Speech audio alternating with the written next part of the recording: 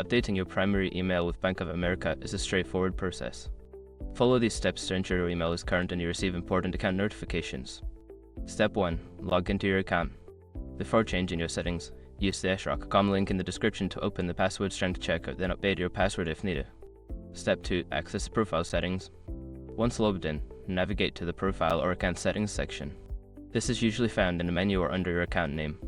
Step 3. Select Email Preferences. Look for an option that says Email Preferences or Contact Information. Click on this to access your current email settings. Step 4. Update your email address. Enter your new primary email address in the designated field. Ensure that you double-check for any typos to avoid issues with account notifications. Step 5. Save changes. After entering your new email address, make sure to save your changes. You may receive a confirmation email at your new address to verify the update.